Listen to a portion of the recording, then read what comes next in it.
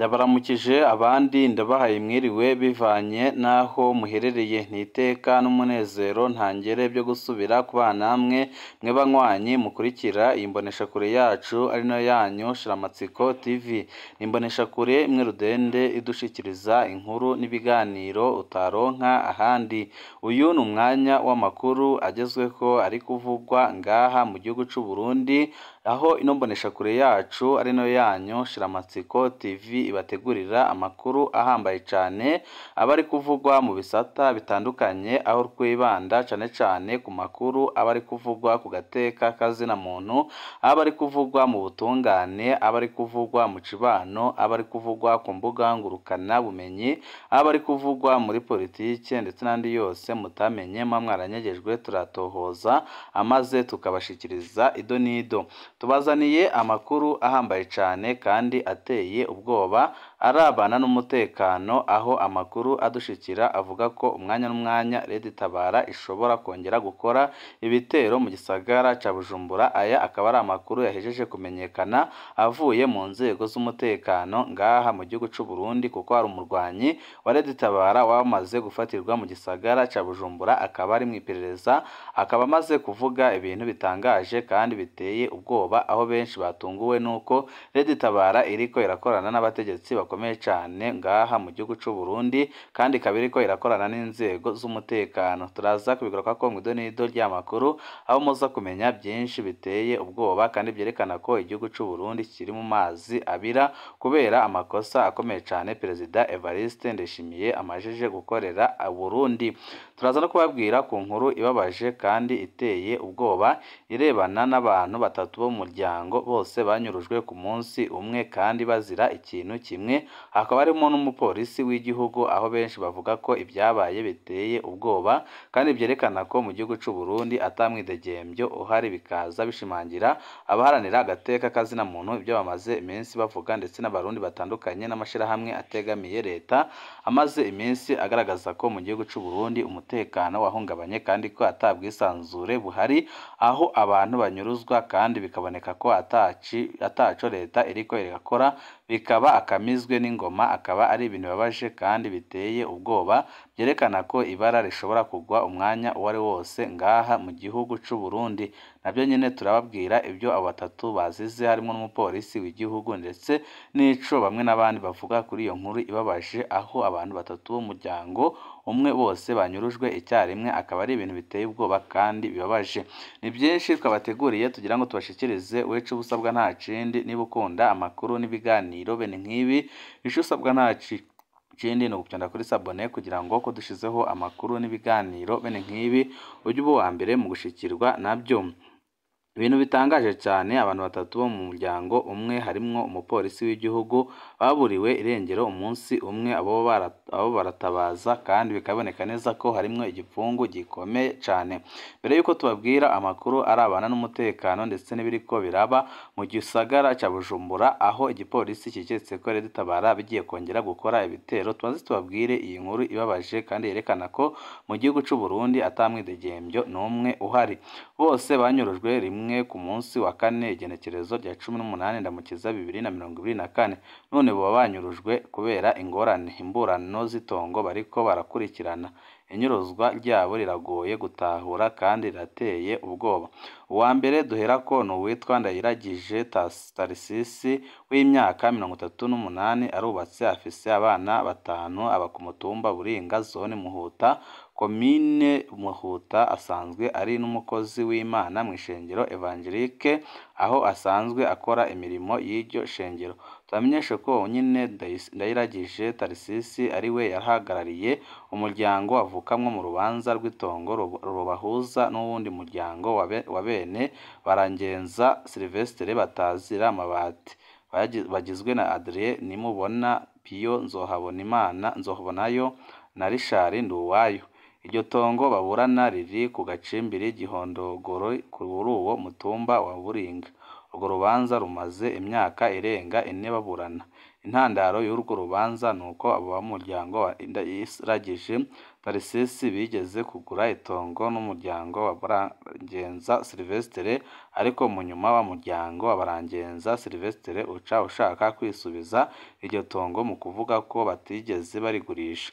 Aho niho hatanguriye imburano zikomeye cyane. Muri izo mburano abo mu muryango wa Barangenza Sylvestre bagumye batsindwa guhera ku mutumba, ariko baca baguma bunguruza bashitse muri sentare y'intango ya Muhota, naho nyine baratsinzwe gushika muri sentare nkuru ya Rumonge.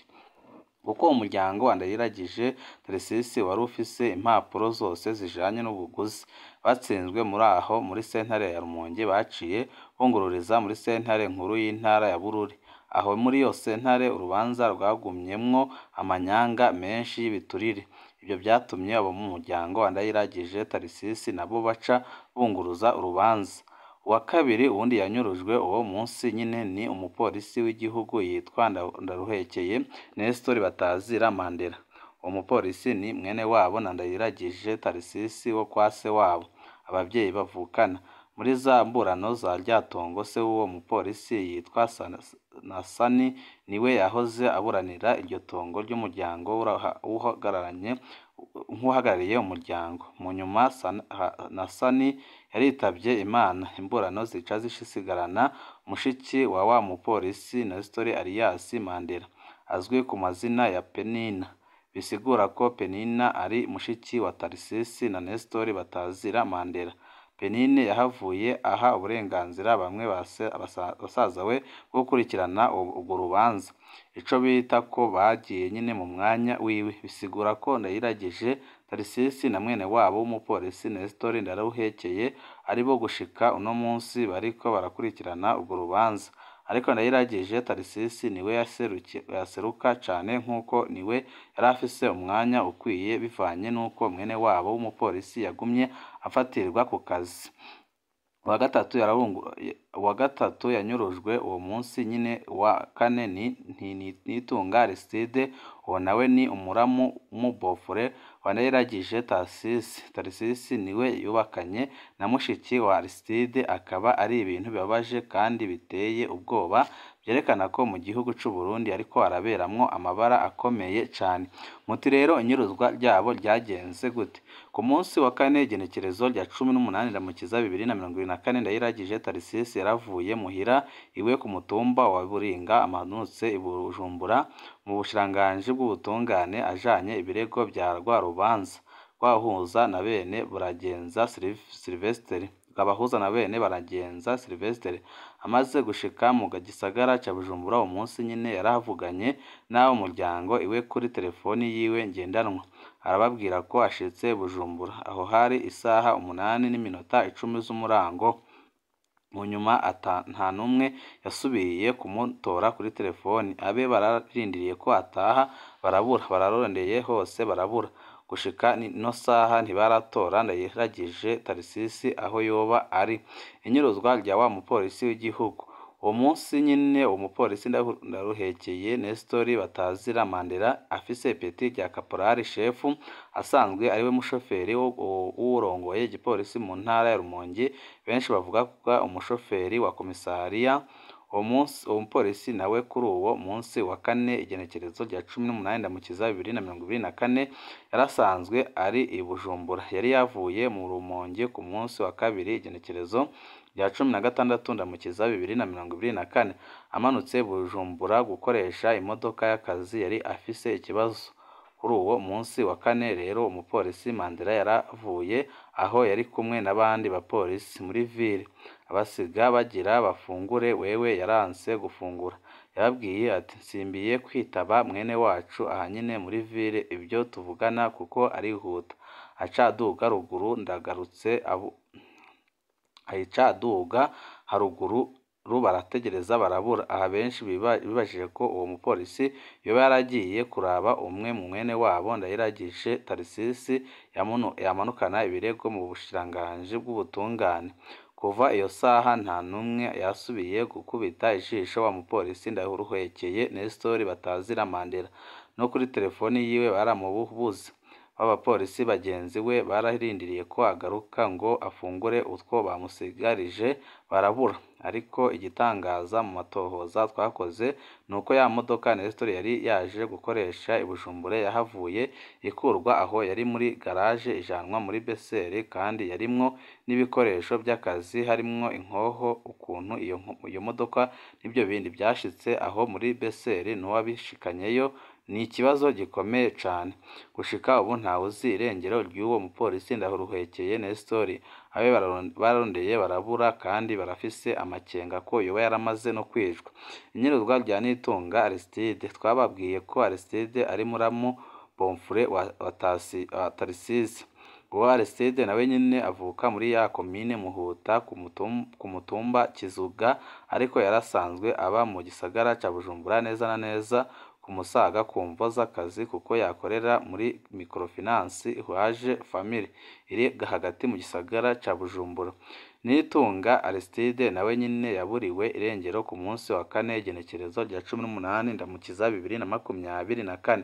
Uwo munsi wa kane Aristide yaravuye muhira aho yaba muri quartier Musaga atonda ku kazi nk'uko byahora ariko abandi babana bararindiriye uwo munsi ko ataha barabura babonye amasaha yitereye baca batangura kumurondera kuri telefoni yiwe bumva irazimije baciye bibaza ko Aristide yagiye mu masengesho kuko byahora bishika akajayo ariko barabye aho baba baciye babona Bibiliya yiwe baca barabwirana ko atagiye mu masengesho kuko iyo agiye mu masengesho yategerezwa kwitwaza ya Bibiliya yiwe bamwe babana abasore byarabateye ubwoba bukeye bwaho baciye birukira ku kazi aho Aristide yakora muri ya microfinance Haje Family bahashitse basanze Aristide atari ku kazi babajije aho akorera babishuye ko Aristide yatashe mu bandi bakoze ku munsi wa kane nk'uko byahora kandi ko atanuruhusha